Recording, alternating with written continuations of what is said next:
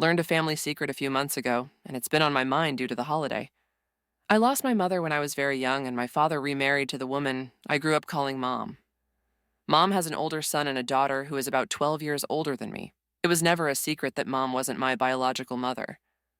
I see my stepbrother on the holidays, but I have had zero contact with my stepsister. I learned why that was. My mom and stepsister moved in after she and my dad got married. I don't remember her being very nice, and then she was just gone. I was told she had to go away for a while. Mom brought me everywhere with her, the store, to her friends' places, to the zoo, etc. She helped me get ready for school and helped me with schoolwork. She watched a handful of kids' movies in the theater that, looking back, were likely indecipherable nonsense to her. All three of those Pokemon movies, for example. She cried at my high school graduation, even when she promised me she wasn't going to cry. She was my mom. She loved me to bits. All the while, she never erased my mother. Her and my dad would look at photos of my mother, and Dad would tell stories, and Mom always said she wished she met her. My father and maternal grandfather had it for me after she died, so I had something to remember her by. I have that photo album in my apartment. Been looking at it a lot lately. Here's the kicker. It's not the original photo album. I never saw the original photo album. What made my mom disown my stepsister is that she burned the original after my mom scolded her for being rude to my father and I. Mom discovered what had happened because her and her friends had done it together, and one of her friends felt so guilty, she confessed to her own mom, who called my mom. Mom kicked stepsister out of the house and had movers take her things to her dad's house. Dad came home to my mom, who explained in tears what was up.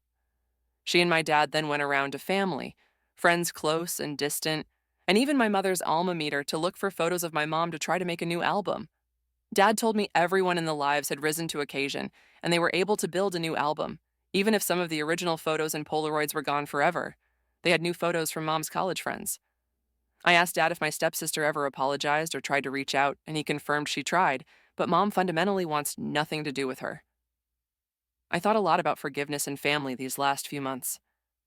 I never knew about the original album, so I didn't have much of a reason to hate her. I do think the album was likely a last straw for Mom and wasn't the primary problem, even though destroying the album was cruel and kind of evil. I don't plan on talking to my mom about it. I think it would be better to respect her desire to continue not having a relationship of any kind with my stepsister.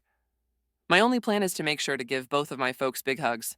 Update: I made a post a few days ago about learning about how the photo album made of photos of my deceased mother was actually a replacement album after my stepsister, her bio daughter, destroyed the original by setting it on fire with her friends.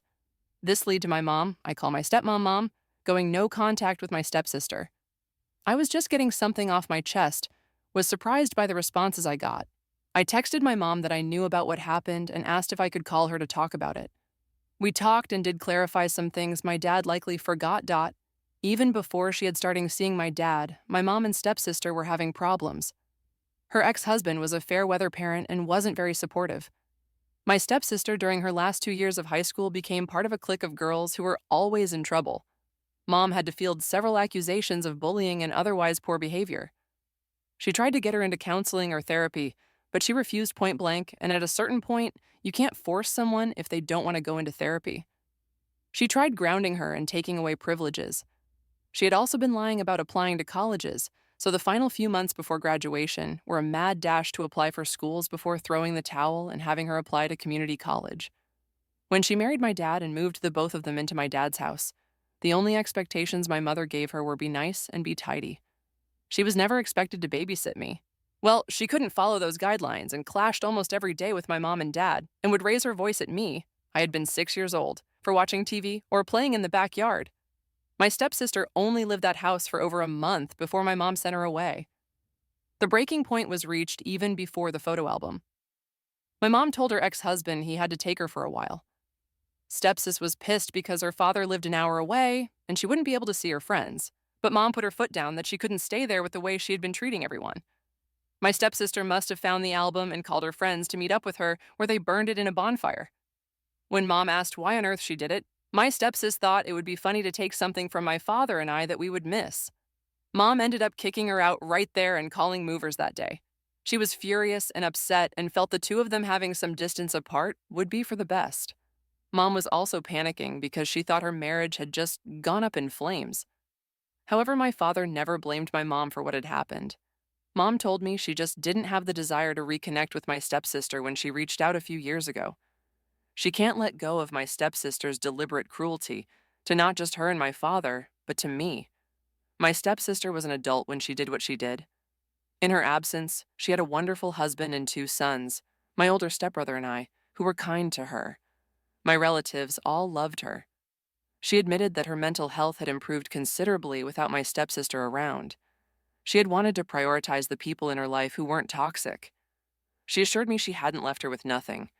She had full access to a college fund that my mother set up for her when she was born, and she will still get an inheritance. Mom finished the call by telling me she still felt horrible about what happened to the photo album and wished those memories of my mother weren't gone forever. I told her it was okay and that I appreciated the lengths she and my dad went to replace it before telling her I loved her. To address a few commenters, I did not and still do not have any desire to talk to my stepsister. I just wanted the whole story.